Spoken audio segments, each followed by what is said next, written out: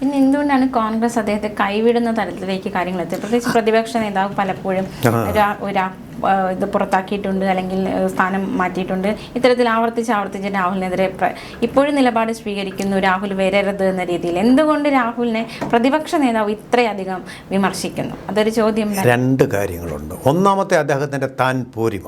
അദ്ദേഹം ഒന്ന് പറഞ്ഞാൽ വെട്ടൊന്ന് മുറി രണ്ട് നടപ്പാക്കിയിരിക്കണം, അങ്ങനൊരു കാര്യം. രണ്ടാമത്തെ, അദ്ദേഹത്തിനെതിരെ ആരോപണങ്ങളുണ്ട് കേട്ടോ. സോഷ്യൽ മീഡിയയിൽ അദ്ദേഹത്തിനെതിരെ ആരോപണമുണ്ട്, ഞാൻ പറയുന്നില്ല.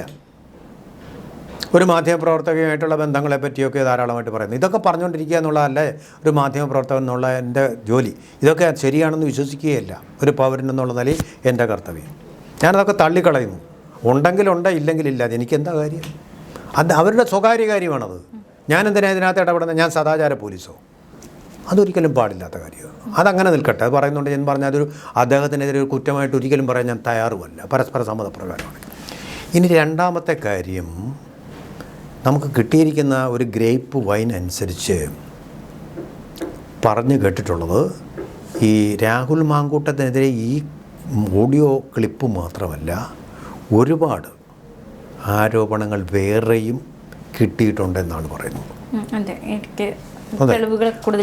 പക്ഷേ അവിടെ എൻ്റെ ഒരു സംശയം, അങ്ങനെയാണെങ്കിൽ അദ്ദേഹത്തിനോടൊപ്പം അസംബ്ലിയിൽ ആദ്യ ദിവസം കൂടെ പോയത് ഇവിടെ തിരുവനന്തപുരം ജില്ലാ പ്രസിഡൻ്റായിട്ടുള്ള ശക്തനാണ്. അദ്ദേഹം അങ്ങനെ പോവുമോ? ഞാൻ കരുതുന്നില്ല. അങ്ങനെ പോകുമെന്ന് ഞാൻ കരുതുന്നില്ല. പിന്നെ രണ്ടാമത്തെ കാര്യം, ഇദ്ദേഹത്തെ പിന്നെ താങ്കൾക്കറിയാം പേരുകൾ, പാലക്കാട്ടേക്ക് കൂട്ടിപ്പോ അൻസിക്ക് ആ പേരുകൾ അറിയാമല്ലോ. ആരൊക്കെയാ? നിയമസഭയിൽ എത്തിയപ്പോൾ നിയമം ഷജീർ ഉണ്ടായിരുന്നു. നിയമം ഷജീറിനെതിരെ ഒരു പടയൊരുക്കം ഉണ്ടായിരുന്നു, ഒരുപാട് പരാതി പ്രവാഹം ഉണ്ടായിരുന്നു. ഇന്നിപ്പോൾ പാലക്കാട് എത്തിയപ്പോൾ നിഖിൽ കണ്ണാടി KC അധ്യക്ഷനാണ്. അപ്പോൾ അവർ ഇത്തരത്തിലുള്ള നേതാക്കളൊക്കെ കൂടെ നിൽക്കുന്നു, അനുഗമിക്കുന്നു. ഒരു പ്രാദേശിക സപ്പോർട്ടൊക്കെ രാഹുലിന് ഉണ്ട്. അപ്പോൾ തീർച്ചയായിട്ടും രാഹുലിനെ സപ്പോർട്ട് ചെയ്യുന്നവരെ കോൺഗ്രസ് ഇത്തരത്തിൽ ഷാഫി പറമ്പിലില്ലായിരുന്നല്ലോ. ഷാഫി പറമ്പിൽ നമ്മൾ കേട്ടിടത്തോളം സംശുദ്ധമായ ജീവിതം നയിക്കുന്നൊരു വ്യക്തിയാണ് ഷാഫി പറമ്പിൽ. ഇദ്ദേഹത്തിനോടൊപ്പം നിൽക്കുമോ? അല്ലെങ്കിൽ ഇപ്പോഴും ഉറച്ചു നിൽക്കുന്നത് എന്തുകൊണ്ടാണ്? ഇങ്ങനെ ആരോപണങ്ങൾ സത്യമാണെന്നുണ്ടെങ്കിൽ അങ്ങനെ ഉറച്ചു നിൽക്കുമെന്ന് ഞാൻ കരുതുന്നില്ല. അപ്പോൾ ഇദ്ദേഹത്തിന് ഇത്രയും സപ്പോർട്ട് കിട്ടണമെങ്കിൽ അദ്ദേഹം വലുതായിട്ടുള്ള തെറ്റ് പറ്റിയിട്ടുണ്ട്. പക്ഷെ അത് തിരുത്താവുന്ന തെറ്റേ ഉള്ളൂ. ആ തെറ്റ് തിരുത്തി അദ്ദേഹം മുന്നോട്ട് പോകണം. ഇതുപോലെ ആവശ്യമില്ലാത്ത ബന്ധങ്ങളിൽ പോയി, സൗഹൃദ ബന്ധങ്ങളിൽ ഫോൺ വിളിച്ചിട്ട് സന്ദേശങ്ങൾ, ഇതൊക്കെ ഒഴിവാക്കണം. അദ്ദേഹം ഒരു മാതൃകാ പുരുഷനാവണത്, ഒരു പൊതുപ്രവർത്തകനാണ്. പാടില്ലാത്ത കാര്യമാണ്. ഇപ്പം നമ്മളിപ്പോൾ ഒരു കോളേജ് യുവാവോ യുവതിയുടെയോ കാര്യമാണ് നമ്മൾ ഈ പറഞ്ഞത്. അതുപോലെ രാഹുൽ മാങ്കൂട്ടത്തിന് ആവാൻ സ്വാതന്ത്ര്യമില്ല എന്ന് തന്നെയാണ്. നിങ്ങൾ രാജിവെച്ചിട്ടാണ്. നോക്കൂ, അമേരിക്കയിലല്ല ബ്രിട്ടനിൽ ഇതുപോലെ ബന്ധങ്ങളുണ്ടായി. ഹെൻറി എട്ടാമൻ, എഡ്വേർഡ് സെക്കൻഡ്, അതുപോലെ തന്നെ ഏറ്റവും ഒടുവിൽ വേറൊരു ബ്രിട്ടീഷ് ക്രൗൺ അലങ്കരിച്ചിരുന്ന ആൾ. അദ്ദേഹത്തിന് ഒരു പെൺകുട്ടിയെ ഇഷ്ടം തോന്നി. ആ ഇഷ്ടം അവിടുത്തെ നിയമം അനുസരിച്ച് ഒരു റോയലായിട്ടുള്ള ഫാമിലിക്ക് ചേർന്നതല്ല. അങ്ങനെ ചില റെസ്ട്രിക്ഷൻ ഉണ്ട്. അത് കൺസർവേറ്റീവ്, വളരെ യാഥാസ്ഥിതികമായിട്ടുള്ളൊരു ഭരണമാണത്. ആ യാഥാസ്ഥിതികതയ്ക്ക് എതിരായിട്ടുള്ള ഒന്നായപ്പോൾ അയാൾ എന്ത് ചെയ്തു? ഈ ആബ്ഡിക്കേറ്റഡ് ഹിസ് ക്രൗൺ, സിംഹാസനം ഉപേക്ഷിച്ചുകൊണ്ട് ആ കല്യാണം കഴിച്ചു. അങ്ങനെയാണ് ചെയ്യേണ്ടത്. നിങ്ങൾക്ക് പബ്ലിക് ഫിഗറായിട്ടിരിക്കണോ, ഒരു പൊതുപ്രവർത്തകനായിട്ടിരിക്കണോ, നിങ്ങളുടെ ജീവിതം തന്നെയാണ് നിങ്ങളുടെ സന്ദേശം. അത് നിങ്ങളുടെ സ്വാതന്ത്ര്യ സമരം നയിച്ച മഹാത്മാഗാന്ധി പറഞ്ഞിട്ടുള്ള my life is my message. അങ്ങനെയായിരിക്കണം. മഹാത്മാഗാന്ധിയെ പോലെ ആകാൻ പറ്റില്ല നിങ്ങൾക്കെങ്കിലും മാതൃകാപരമായിട്ടുള്ള ജീവിതമായിരിക്കണം നയിക്കേണ്ടത്. അല്ലെങ്കിൽ നിങ്ങളുടെ ഈ രാഷ്ട്രീയം, സമൂഹം, ഇവരോടൊന്നും മാത്രമല്ല സ്വന്തം കുടുംബത്തിനോടും ചെയ്യുന്ന തെറ്റാണ്. ആ തെറ്റ് താങ്കൾക്ക് പറ്റിയിട്ടുണ്ട്, ഉറപ്പായിട്ടും പറ്റിയിട്ടുണ്ട്. താങ്കൾ ആ ഫോൺ ക്ലിപ്പ് താങ്കളുടേതല്ല എന്ന് തെളിയിക്കാത്തിടത്തോളം കാലം. മറ്റൊരു ചോദ്യം അതാണ്, എന്തുകൊണ്ട് തള്ളുന്നില്ല, അല്ലെങ്കിൽ എന്തുകൊണ്ട് ഞാനല്ലാതെ തെളിയിക്കാൻ ശ്രമിക്കുന്നില്ല? അതൊരു ചോദ്യം തന്നെയാണ്, വളരെ പ്രധാനപ്പെട്ട ഒരു ചോദ്യമാണ്. എന്തുകൊണ്ട് അതിനുള്ള ഒരു ധാർമ്മിക ധൈര്യം അദ്ദേഹം കാണിക്കുന്നില്ല? ഞാൻ പറയുന്നില്ല അത് തെളിയിച്ചു കൊടുക്കണമെന്ന് ഞാൻ പറയുന്നില്ല. അത് എൻ്റേതല്ല, ഇതെൻ്റേതാണ്. എനിക്കിങ്ങനൊരു ബന്ധമുണ്ടായിരുന്നു. അത് ഞാൻ പീഡിപ്പിച്ചതല്ല, പരസ്പര സമ്മതപ്രകാരം ചെയ്തതാണ്, ഉഭയസമ്മതപ്രകാരം. ഇങ്ങനൊരു അബദ്ധം പറ്റി, അദ്ദേഹത്തിന് പറയാം, പ്രലോഭനം കൊണ്ടുണ്ടായതാണ്. ഇത് എന്നെ പ്രലോഭിപ്പിച്ചതാണെങ്കിൽ അങ്ങനെ പറയാം, സത്യസന്ധമായിട്ട് ആ കാര്യങ്ങൾ അങ്ങ് പറഞ്ഞുകൂടെ.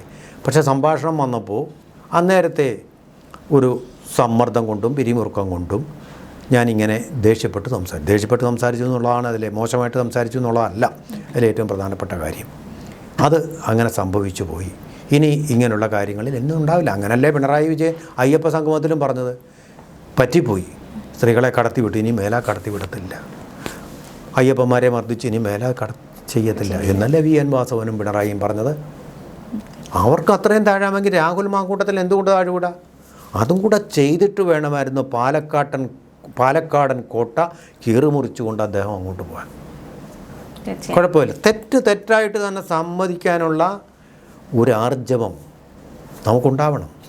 അത് രാഹുൽ മാങ്കൂട്ടത്തിൽ ഇതുവരെ കാണിച്ചു. ഒളിച്ച് സമൂഹത്തിൽ നിന്ന് രക്ഷപ്പെടാമെന്ന് ഇനിയിപ്പോൾ വിചാരിക്കണ്ട. പക്ഷേ രംഗത്ത് ഇറങ്ങിക്കഴിഞ്ഞു രാഹുൽ, ഇറങ്ങിക്കഴിഞ്ഞു. ഇതാണ് ഇത് ഞാൻ പറയാം, പിന്നെ പറയാം, നാളെ പറയാമെന്ന് പറഞ്ഞില്ല. രാഹുൽ ഗാന്ധി പറയുന്ന പോലെ ഞാൻ ഈ ഹൈഡ്രജൻ ബോംബ് അല്ലായിരുന്നു, ഇത് വേറെ പടക്കമായിരുന്നു, ഇനി ഹൈഡ്രജൻ ബോംബ് വരുന്നു എന്നുള്ള പറഞ്ഞുകൊണ്ടാണ്. അർത്ഥമില്ലാത്ത കാര്യമാണ്. നിങ്ങൾ വെച്ചൊന്നും ഒരു ബോംബേ അല്ല, ഇത് പടക്കമാണ്, ഓലപ്പടക്കങ്ങൾ. ഇനി ഹൈഡ്രജൻ ബോംബെന്നൊന്നും പറഞ്ഞാൽ ആരും വിശ്വസിക്കില്ല. പറയേണ്ടപ്പോൾ തന്നെ പറയണം. എങ്കിൽ താങ്കളെ നമ്മുടെ സമൂഹം ബഹുമാനിക്കുമായിരുന്നു. ഇപ്പോൾ രാഹുൽ ഇന്നെത്തിയപ്പോൾ തന്നെ BJP പ്രതികരണം വന്നിട്ടുണ്ട്, DYFIയുടെ പ്രതികരണമൊക്കെ വന്നിട്ടുണ്ട്. BJP പറയുന്നത് വ്യക്തിപരമായിട്ടുള്ള പരിപാടികളിൽ പങ്കെടുക്കുന്നതിൽ ഞങ്ങൾക്ക് വിരോധമില്ല, പക്ഷേ MLA എന്ന രീതിയിൽ ഏതെങ്കിലും പരിപാടിയിൽ പങ്കെടുത്താൽ തീർച്ചയായിട്ടും തടയുമെന്ന് പറയുന്നുണ്ട്. അപ്പോൾ ഇനി വരും ദിവസങ്ങളിൽ ഒരു MLA എന്ന രീതിയിൽ അവിടെ പ്രവർത്തിക്കുക രാഹുലിന് വലിയൊരു വെല്ലുവിളി തന്നെ ആയിരിക്കില്ലേ? അപ്പോൾ അതെങ്ങനെയായിരിക്കും അതിജീവിക്കുക? വെല്ലുവിളി, നമ്മുടെ വെല്ലുവിളികളുണ്ടാകും, രാഷ്ട്രീയക്കാരുടെ ജീവിതത്തിൽ വെല്ലുവിളികളുണ്ടാകും. വെല്ലുവിളികളെ അവസരങ്ങളാക്കി മാറ്റും. അതാണ് നരേന്ദ്രമോദി ചെയ്യുന്നത്. അവസരങ്ങളാക്കി മാറ്റാൻ അദ്ദേഹത്തിന് കഴിയണം. ഇതൊരു വലിയ വെല്ലുവിളി തന്നെയാണ്. പക്ഷേ ആ വെല്ലുവിളികളെ മറികടക്കാനുള്ള സപ്പോർട്ട് അദ്ദേഹം ആർജിക്കണം. അതിന് വേണ്ടിയിട്ടുള്ള ഒരു വഴിയാണ് ഞാൻ പറഞ്ഞത്. തെറ്റ് പറ്റിയത് തന്നെയാണ്. കേരള സമൂഹത്തോട്, പ്രത്യേകിച്ചും പാലക്കാട്ടെ എന്നെ ജയിപ്പിച്ച ജനങ്ങളോട് നിരുപാധികമായിട്ട് അൺക്വാളിഫൈഡ് മാപ്പ്, അപ്പോളജി ഞാൻ ചോദിക്കുന്നു. ദയവായിട്ട് എൻ്റെ ഒരു പ്രായത്തിൻ്റെ ഒരു പ്രലോഭനം കൊണ്ടുണ്ടായിട്ടുള്ളതാണത്. തീർച്ചയായിട്ടും ആ ഒരു ടെംപ്റ്റേഷൻ കൊണ്ടുണ്ടായിട്ടുള്ളതാണ്. അല്ലല്ലോ, അങ്ങനല്ലേ പറയുന്നത്? പിന്നെ എന്താ പറയുക, പ്രലോഭനം അതിൽ നിന്നാണ് ഉണ്ടായിട്ടുള്ളത് എന്ന് പറഞ്ഞിട്ട് അദ്ദേഹത്തിന് അതിൽ നിന്ന് ഒരു മാപ്പ് ചോദിച്ച് ജനങ്ങളോട് അഭ്യർത്ഥിക്കണം. അദ്ദേഹം അങ്ങനെ തെറ്റേറ്റ് പറഞ്ഞാൽ അത് പിന്നീട് രാഹുലിനെ ബാധിക്കുന്ന ഒരു സാഹചര്യം ഉണ്ടാകുമോ? ഇല്ല, ഇതിലുണ്ടാവില്ലല്ലോ. ഇതിലങ്ങനെ ഉണ്ടാകുന്ന പ്രശ്നമില്ല. കാരണം വേറെ പരാതികളുടെ കാര്യമാണോ ചോദിച്ചത്? അല്ല, ഇപ്പോൾ എനിക്ക് ഈ ഓഡിയോ എൻ്റേതാണ്, എനിക്ക് തെറ്റ് പറ്റിപ്പോയി, ഞാൻ എല്ലാവരോടും ക്ഷമ ചോദിക്കുന്നു, ഇങ്ങനെ ഒരു വിശദീകരണം രാഹുലിന്റെ ഭാഗത്തു നിന്നുണ്ടായാൽ അത് പിന്നീട് എങ്ങനെ അത് രാഹുലിനെ? അത് മാത്രമല്ല, അവിടെ എങ്ങനെ പറയണം, ആ കുട്ടിക്ക് താല്പര്യമാണെങ്കിൽ അതിനെ വിവാഹം കഴിക്കാൻ ഞാൻ തയ്യാറാണെന്ന് പറയണം. അവിടെ വരെ പറയേണ്ടി വരും. കാരണം ഒരു പിഴച്ച പെണ്ണായിട്ടല്ലേ അതിനെ കണക്കാക്കുകയുള്ളൂ. പിന്നെ ഇത്ര പബ്ലിക് ഡൊമൈനിൽ വന്നു കഴിഞ്ഞാൽ.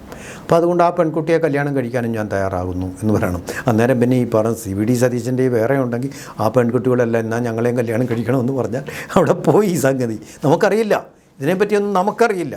അദ്ദേഹം ഇത് മാത്രമേ സംഭവിച്ചിട്ടുള്ളൂ തെറ്റായിട്ടെന്നുള്ളൊരു വിശ്വാസത്തിലാണ് നമ്മൾ പറയുന്നത്.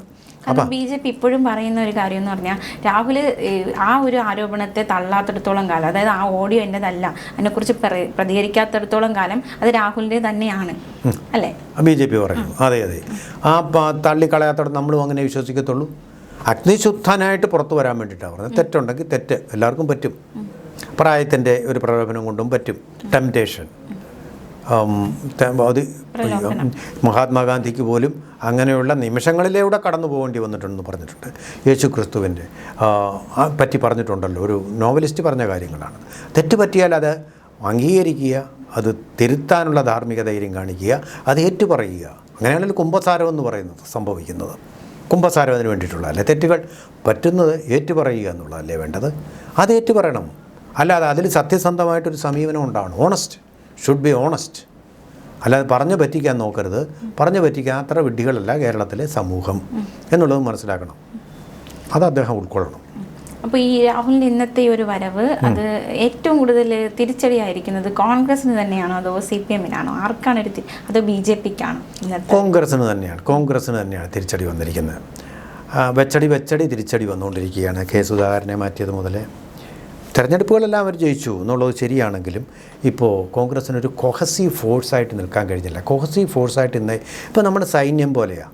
ഇപ്പോൾ കൗരവരും പാണ്ഡവരും പാണ്ഡവർക്കിടയിൽ ഒരു പടയുണ്ടായി കഴിഞ്ഞാൽ യുദ്ധം ജയിക്കാൻ പറ്റുമോ അവർക്ക്? പാളയത്തിൽ പടയുണ്ടായ അതാണ് ഇപ്പോൾ കോൺഗ്രസിനകത്ത് സംഭവിക്കുന്നത്. അല്ലെങ്കിൽ ഈസി ആയിട്ട് ജയിക്കാവുന്ന ഒരു തെരഞ്ഞെടുപ്പായിരുന്നത്. ഇതിപ്പോൾ സംശയാസ്പദമായിരിക്കുന്നു.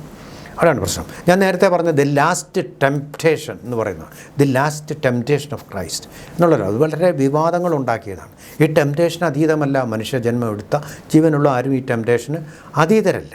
തെറ്റുകൾ പറ്റിപ്പോവാം. അതിനെ കൺട്രോൾ ചെയ്യാനുള്ളതിനാണ് നമ്മൾ സിവിലൈസേഷൻ അല്ലെങ്കിൽ സംസ്കാരം എന്ന് പറയുന്നത്. അതിനെ കൺട്രോൾ ചെയ്യുന്നതിനെയാണ്. അപ്പോൾ അതും വേണം. സംസ്കാരം ഒരു നിമിഷത്തേക്ക് ഇല്ലാതായി പോകുന്നതുകൊണ്ടാണ് ഈ തെറ്റുകൾ പറ്റുന്നത്. മനസ്സിലായോ? അത് പറ്റാം, ടെംപ്റ്റേഷൻ കൊണ്ട് അത് പറ്റാം. പക്ഷെ അത് തിരുത്തിയെടുക്കണം എന്നുള്ളതാണ്. പിന്നെ ടെംപ്റ്റേഷനിലെ അല്ലെങ്കിൽ തെറ്റിലേക്ക് വീണ്ടും വീണ്ടും പോവുക എന്നുള്ളതല്ല വേണ്ടത്. തെറ്റ് ആദമും ഹവയും കൂടി ഏദൻ തോട്ടത്തിൽ അവിടെ വെച്ചും ആ തെറ്റ് സംഭവിച്ചില്ല. തെറ്റെന്നാണ്, ആദ്യ പാപം എന്നാണ് പറയുന്നത്. അപ്പോൾ ആ തെറ്റുകൾ മനുഷ്യ സഹജമാണ്. ആദ്യത്തെ മനുഷ്യനെ ഉണ്ടായിരുന്നു, മനുഷ്യ സഹജമാണ്. പക്ഷേ തെറ്റുണ്ടായി കഴിഞ്ഞാൽ അത് മാപ്പപേക്ഷിക്കണം, ഫോർഗീവ്. അലക്സാണ്ടർ പോപ്പ് തന്നെയല്ലേ, to err is human and to forgive divine. To err is human and to forgive divine. Alexander Pope പാടിയ ഒറ്റവരി, ആ ഒറ്റവരിയിൽ ഇതിൻ്റെ എല്ലാം അർത്ഥം ഉൾക്കൊണ്ടിരിക്കുന്നു. അപ്പോൾ എന്തായാലും വരും ദിവസങ്ങളിൽ എങ്ങനെയാണ് രാഹുലിൻ്റെ പാലക്കാടുള്ള MLA ജീവിതം എന്നത് വരും ദിവസങ്ങളിൽ കണ്ടറിയാം അല്ലേ? തീർച്ചയായിട്ടും അവിടെ പ്രക്ഷുബ്ധമായിരിക്കും. കോളിളക്കങ്ങൾ ആദ്യം ഉണ്ടാകും, ക്രമേണ അതെല്ലാം കെട്ടടങ്ങും. അതുതന്നെയാണ് അദ്ദേഹം പാലക്കാട്ടേക്ക് വരാൻ കാണിച്ച ധൈര്യം അഭിനന്ദനീയമാണ് എന്ന് മാത്രമേ പറയാനുള്ളൂ. അപ്പോൾ ഞങ്ങളോട് ഇത്രയും നേരം ചിലവെടുത്തതിന് വളരെയധികം നന്ദി. നമസ്കാരം.